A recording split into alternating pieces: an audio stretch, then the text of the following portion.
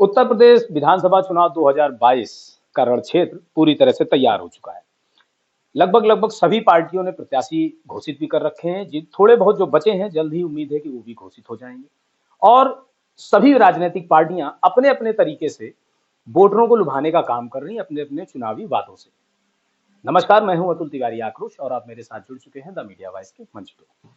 चुनावी संवाद की इस कड़ी में आज हमारे साथ आम आदमी पार्टी उत्तर प्रदेश व्यापार प्रकोष्ठ के प्रदेश महासचिव विनोद सिंह जी हैं। नमस्कार। नमस्कार अतुल जी। विनोद जी, शुरुआत हम करेंगे क्योंकि आप व्यापार प्रकोष्ठ से हैं। तो सबसे पहला सवाल तो यहाँ पे ये आएगा कि आपकी पार्टी उत्तर प्रदेश के चुनाव में इस बार पूरी ताकत के साथ मैदान पे है। क्योंकि आप व्यापार प्रकोष्ठ से प्रदेश महासचिव हैं, तो आपकी पार्टी व्यापारियों को लेकर के किस तरह की योजनाएं मतलब किन योजनाओं के साथ आप इस चुनाव में दमखम दिखाने की तैयारी करके आए हैं? देखिए, प्रश्न आपका बहुत बढ़िया है और सबसे बड़ी बात है कि आम आदमी पार्टी का उत्तर प्रदेश का ये पहला चुनाव है। पार्टी का जन्म 2013 में हुआ। 2012 में जब पार्टी बनी तो किसी ने कल्पना नहीं की थी कि एक आम आदमी पार्टी, एक आम इंसान की पार्टी इतने ऊपर तक जाएगी।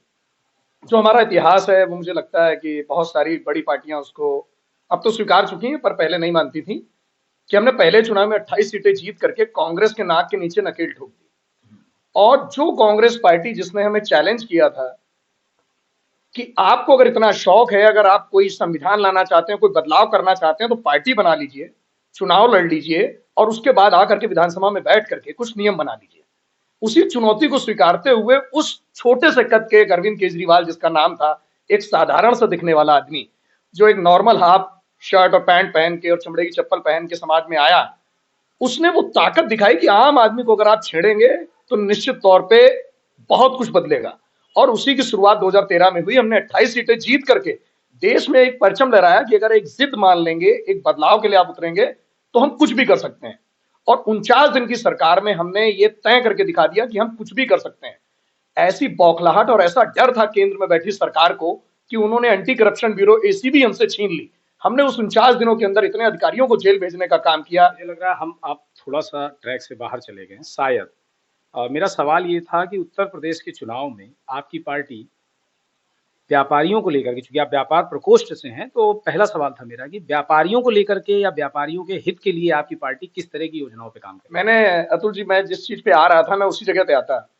जैसा आपने कहा कि उत्तर प्रदेश में ये पहला चुनाव है आम आदमी पार्टी का, तो उत्तर प्रदेश के लोगों को ये बात पता होनी चाहिए कि आम आदमी पार्टी का अस्तित्व क्या रहा है। हमने 49 दिन के अंदर दिल्ली में इसी करप्शन को खत्म करने का काम किया। जो व्यापारियों की रेड पड़ती थी, हमने उनको रोका, भ्रष्टाचार अधिकारियों को जेल भेजने का काम किया और उसी के नतीजन केंद्र सरकार ने एंटी करप्शन ब्यूरो हमसे छीन लिया। 49 दिन की सरकार चली और जब सरकार गिरी तो पुनः जब 1 साल के बाद चुनाव हुआ तो लोग कह रहे थे कि आम आदमी पार्टी 5 सीटें नहीं लाएगी। और आपके जैसे और तमाम पत्रकार जो कयास लगा रहे थे कि आम आदमी पार्टी का अस्तित्व खत्म हो जाएगा, सब लोगों ने जो उम्मीदें लगाई थी कि ये लोग 49 दिन के अंदर एक फेल्यूर की तरह सत्ता से भाग गए थे, हमने जमीन पे आकर के लोगों से मिल करके जो भरोसा दिलाया था कि हम अगर पूरी ताकत आप हमें देंगे तो हम निश्चित तौर पे आपको भ्रष्टाचार से मुक्त कर देंगे। और वो नजारा दिखाया। जब 2015 में चुनाव हुए तो हमने 67 सीटें जीत करके कांग्रेस का अस्तित्व खत्म कर दिया और जो भारतीय जनता पार्टी मोदी मॉडल पे चल रही थी उनको 3 सीटों पे समेटने का काम किया। ये आम आदमी पार्टी का इसलिए मैं आपके ही जवाब में मैं नहीं, मुझे लगता है व्यापारिक लड़ाई। सवाल मेरा वो ये अस्तित्व की लड़ाई थी जो हमने बताया कि लोगों को उत्तर प्रदेश में जानना पड़ेगा कि आम आदमी है क्या, उसका वजूद क्या है। अब उत्तर प्रदेश की बारी है, ये पहला चुनाव है। निश्चित तौर पे हमने जो भी कर सकते थे उस ताकत के साथ, हमारे पास ना उतना पैसे का बल है, ना ही हमारे पास उतनी ताकत है। आपने देखा होगा कि समाजवादी पार्टी गैंगस्टरों को सीटें दे रही है, भारतीय जनता पार्टी 99 आपराधिक लोगों को मैं रोकूंगा, यहाँ पे आपको रोकूंगा। आपकी पार्टी में भी एक पेपर आउट हुआ है 2 दिन पहले, एक हिस्ट्री सीटर को भी टिकट आपकी पार्टी ने भी दिया इसी कानपुर में। शायद आपको जानकारी होनी चाहिए, अगर नहीं है तो भी आश्चर्य की बात। निश्चित तौर पे मुझे लगता है कि जो पेपर आउट हुआ है उसमें जो नाम आया है हमारे प्रत्याशी का, ये जांच का विषय है। जिन लोगों ने दिया है वहां पे जांच। ऐसे में आप दूसरों पे कैसे प्रश्न उठा सकते हैं? अगर एक प्रत्याशी है और जिसके ऊपर ये कहा जा रहा है कि वो गैंगस्टर लगा हुआ है, तो हमने हमेशा कहा है आपराधिक मामला किस दिशा में लगा है आप उसकी जांच कराइए। हो सकता है वो पुराने हमारे प्रत्याशी रहे, वो पहले भी दूसरी पार्टियों से चुनाव लड़ चुके हैं, वो चुनावी आवेश में उनके ऊपर कोई आपराधिक मामला दर्ज किया है, ये जांच का विषय है। ये कानून उसकी जांच करे। अगर वो अपराधी हैं तो हमने हमेशा कहा है कि अगर आप लास्ट डेट में भी उसके साक्ष्य प्रस्तुत कर देंगे तो हम उनका टिकट काट देंगे। हम कभी नहीं कहते कि हम अपराधियों को लड़ाना चाहते हैं। पर यहाँ तो खुले चैनल पे चल रहा है कि जिनके ऊपर नादिर हुसैन जैसे लोगों को समाजवादी पार्टी ने टिकट दिया, भारतीय जनता पार्टी में तमाम गैंगस्टर हैं, तमाम माफिया हैं, वो लोग टिकट लेके लड़ रहे हैं। तो आम आदमी पार्टी निश्चित तौर पे एक शुरुआत कर इस रही विषय में हम लोग बात करेंगे, लेकिन अभी मैंने आपसे एक व्यापारियों या क्या मैं मुझे लगता है शायद लंबा खींच रहा है ये मामला, और जो मुद्दे की बात थी उससे आप भी भटक गए। व्यापारी के लिए आपकी पार्टी के पास इस चुनाव में कौन सी ऐसी योजनाएं हैं आपके झोले में जो उन व्यापारी, जिससे व्यापारी आपकी तरफ आकर्षित होकर के आपको वोट करें? अगर आम आदमी पार्टी उत्तर प्रदेश के अंदर जिस तरीके से हम चुनाव लड़ने की अपनी रणनीति पे हैं और हमारे पास ताकत आई और जनता ने अगर हमें ताकत दी, तो निश्चित तौर पे हम दिल्ली की तरह मॉडल यहां भी देंगे। व्यापारियों के लिए जो संभव प्रयास हो सकेंगे वो किए जाएंगे। पहली बात तो जो कानून में जितनी खामियां हैं, आप देखेंगे आए दिन कोई अधिकारी आ जाता है, किसी दुकान पे छापे पड़ते हैं, कभी किसी बहाने से पड़ते हैं, कभी फूड इंस्पेक्टर छापे मारते हैं। हम व्यापारियों को मजबूत करने के लिए पहली बात ये अफसरशाही समाप्त कर देंगे। किसी भी प्रकार से हमारे व्यापारियों को तंग करने का जो काम है, जो दिल्ली मॉडल पे हमने पहले किया था, हम उसको रोकने का काम करेंगे। उसके बाद जिस तरीके से हमने देखा कि अभी हम केंद्र में नहीं है, हम आपको पहले भी बता चुके हैं और तमाम पत्रकारों को मैंने बताया कई न्यूज चैनल पे कि केंद्र में बैठी सरकार ये तय करती है कि जीएसटी कैसे बढ़ेगा, कैसे घटेगा। राज्य की सरकारों के पास जो भी पावर रहेगा, जो व्यापारियों के हित में होंगे, उन सब काम को किए जाएंगे। हमारी आगे योजना है कि हम कॉमर्शियल बिजली को लेकर के जो इंडस्ट्रीज चलती हैं, जो हमारे हाथ में है, उस बिजली को सस्ता करने का काम करें, जिससे उद्योग जगत बड़ा हो, अफसरशाही खत्म हो, जिससे लोग खुल करके व्यापार कर सकें। कैसे कम पैसे में लोगों को पैसा मिल सके, रेवेन्यू जनरेट हो, कि जब एक व्यापारी को कम ब्याज में पूंजी मिलेगी तो वो अपने व्यापार को करेगा, स्वतंत्र होकर जब व्यापार करने की आजादी मिलेगी, उस पर हम काम कर रहे हैं। दिल्ली में जैसे हमने स्ट्रीट फूड वेंडर्स, हमने जो खुदरा व्यापारी है, जो छोटा व्यापारी है, सड़क पे व्यापार करता है, उनके लिए तमाम योजनाएं की हैं। उस तरीके की योजना उत्तर प्रदेश में भी लाने का है। अच्छा, ये बताइए, जैसे दिल्ली मॉडल की आपने बात की, तो दिल्ली का क्षेत्रफल उत्तर प्रदेश के क्षेत्रफल से करीब 150 गुना कम है, यानी 160 गुना उत्तर प्रदेश क्षेत्रफल जाता है। वहीं जनसंख्या की बात करें, वो भी 8 गुना ज्यादा है। जनसंख्या के साथ साथ औद्योगिक इकाइयों की अगर हम बात करें तो उनकी भी संख्या काफी ज्यादा है दिल्ली और उत्तर प्रदेश के। उसमें व्यापारियों की संख्या भी कहीं ना कम ज्यादा का रेशियो बहुत ज्यादा है। अब ऐसे में दिल्ली मॉडल की जो आप लोग बात करते हैं बार बार, क्या संभव है कि दिल्ली वाला ही मॉडल उत्तर प्रदेश पे लागू होगा? आखिर उत्तर प्रदेश में उत्तर प्रदेश के मॉडल को क्यों आप, मतलब एक होता ना कि आप उत्तर प्रदेश में लड़ रहे हैं तो उत्तर प्रदेश का मॉडल लाइए ना वहां पे। बहुत अच्छा प्रश्न है और मुझे लग रहा था कि कोई पत्रकार मुझसे प्रश्न करे, और बहुत बढ़िया आपने प्रश्न किया है। बड़ा अफसोस होता है मुझे अतुल जी, जब ये प्रश्न आता है। सबसे पहला जवाब उन सरकारों से पूछना चाहिए जो 70, 72, 73 सालों से शासन में हैं, चाहे वो भारतीय जनता पार्टी शासन करके गई हो, चाहे बहुजन समाजवादी पार्टी हो, चाहे समाजवादी पार्टी हो, चाहे कांग्रेस पार्टी हो। ये सवाल उनसे बनता है कि उत्तर प्रदेश की जो दुर्दशा है उसके जिम्मेदार कौन है। समाज में उस नागरिक को सोचना चाहिए जो आज ये सत्ता में बैठे लोग लड़ने जा रहे हैं चुनाव। जनता को यह सोचना चाहिए कि आज उत्तर प्रदेश इस गर्त में है कि हम दिल्ली में जाके कारोबार करते हैं। तो क्या उस चीज का अफसोस उस 70 साल का अफसोस ही चलेगा? अफसोस नहीं चलेगा। मैंने हमेशा बोला कि हम मोदीवादी नहीं है, हम नेहरू को नहीं कोसेंगे कि हर चीज की गलती नेहरू जी ने की। मैं निश्चित तौर पे मैंने बोला कि हमारे पास एक पूरा रोल मॉडल है, हम कैसे यहाँ पे काम करेंगे मैं अभी आपको बता देता हूँ। आपने बोला कि जनसंख्या में 10 गुने का फर्क है, क्षेत्रफल में 150 गुने का फर्क है।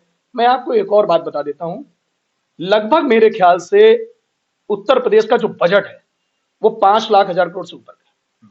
आप ये देख के चलिए कि इतना बड़ा बजट उत्तर प्रदेश को मिलता है, ये पैसा जाता कहां है? हर साल एक बजट आता है, आपने देखा होगा उत्तर प्रदेश की सरकार सदन के अंदर से बोलती है कि 85,000 करोड़ रुपए हमने स्वास्थ्य विभाग के लिए दिया, 80,000 करोड़ रुपए हमने शिक्षा के लिए दिया, 40,000 करोड़ रुपए हमने इसको दिया। ये है क्या? ये एनालिसिस है। आप गिनतियां बोल करके निकल जाते हैं। मुझे बताइए कि अगर 85,000 करोड़ रुपए पिछली फरवरी में बजट में आया था तो कौन सा अस्पताल की बिल्डिंग बनकर रेडी है? आप बताइए 80,000 करोड़ रुपए का शिक्षा के लिए आपने पास किया था तो कानपुर जैसे बड़े जिले के अंदर कौन सा मेडिकल कॉलेज, कौन सा डिग्री कॉलेज? कमी मैं बताता हूं, जब हमारे पास रेवेन्यू जनरेट होता है, जब क्षेत्रफल बड़ा है तो बजट बड़ा है, बजट बड़ा है, लोग ज्यादा है। इसका मतलब है कि हमारे कहीं ना कहीं नींव में, हमारे सिस्टम में कमी है। हमें सिस्टम सही करने की जरूरत है। दिल्ली हम बदल रहे हैं। अगर दिल्ली में हम 2.25 करोड़ की आबादी को मेंटेन कर सकते हैं तो हम यहाँ 26 करोड़ की आबादी को भी मेंटेन कर सकते हैं, क्योंकि हमारे पास यहाँ राजस्व ज्यादा आता है। यहाँ पे आपको भ्रष्टाचार रोकना होगा, आपको नजर रखनी होगी कि कहां कहां करप्शन होता है, हम उस चीज को लेकर के चलेंगे। ये जरूरी हर बार ये नहीं कहा जा सकता कि आप एक छोटी सरकार हैं, आप में उत्तर प्रदेश नहीं मैनेज होगा, आप दिल्ली को मैनेज कर लीजिए क्योंकि वहां पे सिर्फ जरा से क्षेत्रफल में आप काम कर लेते हैं। निश्चित तौर पे यहाँ 403 विधानसभा है, 403 विधायक बनेंगे, बड़ा क्षेत्र है, बड़ा रेवेन्यू है, ज्यादा लोग हैं, ज्यादा संख्या, लोग ज्यादा काम करते हैं, ज्यादा रेवेन्यू देते हैं। आप सोच के देखिए, अगर दिल्ली के अंदर 2.25 करोड़ लोग हाउस टैक्स अगर पे करते हैं, तो यहाँ पर 26 करोड़ लोग हाउस टैक्स पे करते हैं। अगर वहां 26 करोड़ लोग उत्तर प्रदेश में बिजली का भुगतान करते हैं, तो इसका मतलब ड्यूटीज और टैक्सेस वो अच्छा, यहाँ ज्यादा ये भुगतान जो होता है। फ्री देने का एक चलन हो गया नहीं, है आप पहले पार्टियों द्वारा। मैं चाहता हूं कि एक चीज खत्म कर दें, फ्री पे भी आएंगे। किसी भी सूरत में हम सवालों से भागने वाले लोग हैं। हम आपको पहले भी ये सुनिश्चित कर चुके हैं और आज फिर कर रहे हैं कि जब हमें सत्ता मिलेगी, तो जिस तरीके से दिल्ली को हमने बदला है, उत्तर प्रदेश को भी बदलने का काम हम करेंगे, क्योंकि हमारे पास पूरा एक रोड मैप तैयार है। हम हवा में ले आके काम नहीं करते हैं, और जो हमारा रोड मैप है निश्चित तौर पे हम उसे काम करेंगे। आज हम आपके चैनल पर अगर पूरा रोड मैप खोल के रख देंगे, तो आपने देखा होगा, हमने कहा हम 300 यूनिट बिजली देंगे, अखिलेश यादव चिल्लाने लगे कि हम भी 300 यूनिट देंगे। हमने कहा हम ये करेंगे, वो कहते हैं हम भी ये करेंगे। तो हम आपको बताना चाहते हैं कि हम ये करेंगे। यही कह रहा हूँ, ये जो फ्री देने का चलन है, जब आप बदलाव की बात करते हैं तो कुछ फर्क होना चाहिए आप में। फ्री देने का चलन जो है, मान लीजिए दिल्ली में आपने दिया, चलिए अच्छी बात है, उसका असर भी आपको दिखा कि आप वहां दोबारा सत्ता में आए, लोग पसंद कर रहे हैं। सवाल ये है कि हर बार वही चीजें फ्री की जगह आप ये भी तो कह सकते थे कि हम आपको सस्ती बिजली देंगे। हम क्यों यूनिट फ्री देंगे? क्योंकि जो लोग यूज करेंगे लाइट, क्या वो मुफ्त है लाइट? खरीदेंगे आप ना, आप भी खरीदेंगे। ये भी प्रश्न बहुत अच्छा है। तो उसको आप रेट कम करने की बात करते, तो मुझे लगता है शायद मैं अभी आपको बताता हूँ। 6 साल की सरकार में, अब तो 7वां वर्ष चल रहा है, हमने दिल्ली के अंदर बिजली की दर नहीं बढ़ाई। ये भारत के अंदर एक अनोखा वो है। पूरे भारत के अंदर हर सरकार ने 4 से 5 बार 7 बार बिजली के रेट बढ़ाए। आप उत्तर प्रदेश में रहते हैं, आपने देखा होगा कि रोज 10 पैसे 20 पैसे 30 पैसे यूनिट बढ़ती रहती है और आप भुगतान करते रहते हैं। ये एक अजीब सा चलन बना है, एक एक 2-2 पैसे करके बढ़ाते रहिए और लोगों को समझ में नहीं आता है। रही बात फ्री की, हमने पहले दिन ये बात उठाई थी कि नेता की बिजली बंद कर दीजिए। नेता को मिलने वाला जितना भी चीज है फ्री का, वो सब बंद कर दीजिए। एक सांसद एक दिन के लिए बन जाता है, उसको पेंशन मिलती है, हवाई यात्रा मिलती है, रेलवे की यात्रा मिलती है, स्वास्थ्य चिकित्सा मिलती है। हमने पहले ही कहा था नेता की चीज बंद कर दीजिए, हम फ्री का मॉडल बंद कर देंगे। अगर नेता को मिलेगी तो जनता को मिलनी चाहिए। वो जनता है जो सुबह से शाम तक टैक्स देती है, चाहे वो किसी भी तौर पे हो, चाहे वो मंजन के तौर पे हो, चाहे बिजली में टैक्स हो, चाहे हाउस टैक्स में हो, चाहे सीवर टैक्स हो, चाहे वाटर टैक्स हो, चाहे रोड टैक्स हो, चाहे इनकम टैक्स हो। आप उससे सिर्फ दिन भर टैक्स लेते हैं। अगर 300 यूनिट बिजली फ्री देने की बात आ गई, तो लोग कहते हैं कहां से देंगे। मैंने फिर आपसे कहा, अगर करप्शन को रोका जाए, सिर्फ भ्रष्टाचार को रोक लिया जाए, तो 300 यूनिट ये अधिकार है लोगों का। आप ये देखिए, जिस दिन 300 यूनिट मिलने लगेगी, वो भुगता अपने आप 800 यूनिट यूज करेगा।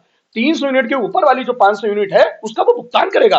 भुगतान करेगा तो सरकार के पास रेवेन्यू आएगा, सरकार का रेवेन्यू आएगा तो निश्चित तौर पे उत्तर प्रदेश बेहतर राज्य बन के निकलेगा। चलिए, चलते चलते एक सवाल और है कि आप भी चूंकि प्रभारी रहे हैं कानपुर में कैंट विधानसभा से, और मुझे याद है कि पार्टी का ये था कि जो प्रभारी बनाए जाएंगे वही प्रत्याशी भी घोषित होंगे।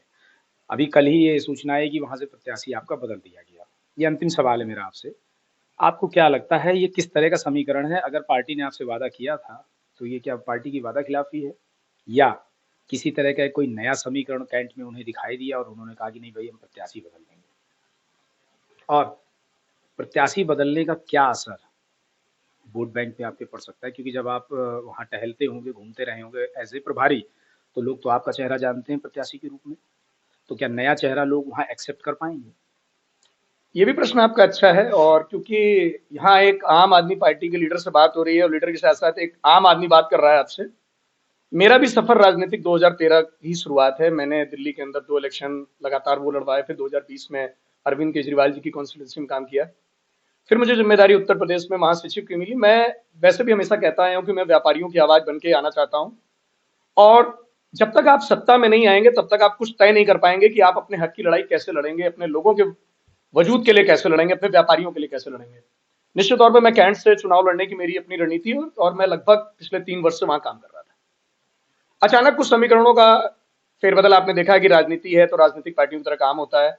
निश्चित तौर पे इस सवाल पे आप, क्योंकि मैं इसको घुमा फिरा ज्यादा नहीं पाता हूं, ना ही मैं घुमाना चाहता हूं, जब राजनीति में समीकरण देखे जाने लगते हैं, तो उस जगह पे आप पार्टियां तय करती हैं कि आप वहां बैठते हैं कि नहीं बैठते हैं। जैसे देखा होगा कि वहां लगभग 50% मुस्लिम आबादी है, तो शायद पार्टी को लगा होगा कि हम मुस्लिम कैंडिडेट को लड़ाएं तो शायद अच्छे परिणाम आ जाए। इसलिए शायद पार्टी ने मुझे साइडलाइन करने की अपनी तैयारी की, और इसलिए उन्होंने शायद मेरा टिकट नहीं किया होगा। ये उनकी अपनी राय हो सकती है। इस बात से आपको क्या नाराजगी है, या नहीं, कोई नाराजगी नहीं है। और देखिए, मैं हमेशा कहता हूं कि नाराजगी नहीं है, पर यह भी बेबाकी होगी अगर हम ये कह दें कि खुश भी हैं, क्योंकि मैं हमेशा कहता हूं कि जिस आम आदमी पार्टी से मैं जुड़ा हुआ हूं, उस आम आदमी पार्टी को बदलने की मैं कोशिश करता हूं कि आम आदमी पार्टी को हम कैसे बदलेंगे। हमारी पूरी कोशिश होनी चाहिए कि हम चुनाव जीतने के लिए हमें लड़ना है, हम चुनाव लड़ने के लिए नहीं लड़ रहे हैं। मैं पहले भी कह चुका हूं, हमें इस राजनीति को ही बदलना है, हम इस सिस्टम को बदलना चाहते हैं। कैंट पे अगर सभी पार्टियां मुस्लिम लड़ा रही हैं, भारतीय जनता पार्टी हिंदू लड़ा रही है, तो कहीं ना कहीं परिवेश आप देखेंगे कि वोट बैंक बटेगा, और जब वोट बैंक बटेगा तो भारतीय जनता पार्टी चुनाव जीत जाएगी। मेरे ख्याल से ऐसा समीकरण दिखता है, ऐसा हो सकता है जो पुराने नतीजे हैं। तो पार्टी की भी अपनी कुछ मजबूरी होगी जिस हिसाब से पार्टी ने काम किया, पर मुझे जो लगता है जिस हिसाब से मैं, कि हमें चुनाव जीतने के लिए लड़ना चाहिए, क्योंकि हम जीतने के लिए मजबूती से लड़ेंगे तो हम काम करेंगे। पर खैर कोई बात नहीं है, ये पहला चुनाव है, पार्टी अपने हिसाब से अनुभव ले रही है, मैं अपना काम कर रहा हूं, पर मैं हमेशा पार्टी के साथ कंधे से कंधा मिला के खड़ा हूं। मैं कभी किसी व्यक्ति विशेष के लिए काम नहीं करता, मैं कभी कोई ऐसा काम नहीं करता जिससे कोई खुश हो जाए। मैं जानता हूं कि जिस आम आदमी पार्टी को मैंने ज्वाइन किया था 2013 में, मैं उस आम आदमी पार्टी के साथ कंधे से कंधा मिला के खड़ा हूं, और मैं और मेरे साथ मेरी पूरी टीम, हम इस आम आदमी पार्टी को उस स्तंभ तक ले जाएंगे, उतनी ताकत से मजबूत करेंगे कि आप ये देखिएगा कि उत्तर प्रदेश के अंदर आने वाले समय में आम आदमी पार्टी का एक वर्चस्व होगा। लोग अगर उम्मीद से देखेंगे तो आम आदमी पार्टी की तरफ से देखेंगे। मैंने कहा है, हम उम्मीद हैं, हम एक पार्टी नहीं है। लोगों ने भारतीय जनता पार्टी को देखा है, समाजवादी पार्टी को इससे पहले देखा है, उससे पहले कांग्रेस को देखा है, बसपा को देखा है, सबको देखा है। तो हम एक उम्मीद हैं, वो उम्मीद नहीं टूटनी चाहिए। ये चुनाव आता रहेगा, जाता रहेगा, उम्मीद जिंदा रहेगी तो 2022 हो, 27 हो, 29 हो, कभी भी हो जाएगा। उम्मीद हमको जिंदा रखनी है। नहीं, 24 लोकसभा का चुनाव है, अभी मेरी वहां रणनीति नहीं है, मैंने अभी विधानसभा की चर्चाएं तो आम आदमी पार्टी, जैसा इन्होंने कहा कि उम्मीद है, और मैं भी उम्मीद रखूंगा कि जनता की उम्मीद टूटने ना पाए। हमारे साथ विनोद सिंह जी थे। आज तक के लिए इतना ही। जुड़े रहिए हमारे साथ। जय हिंद।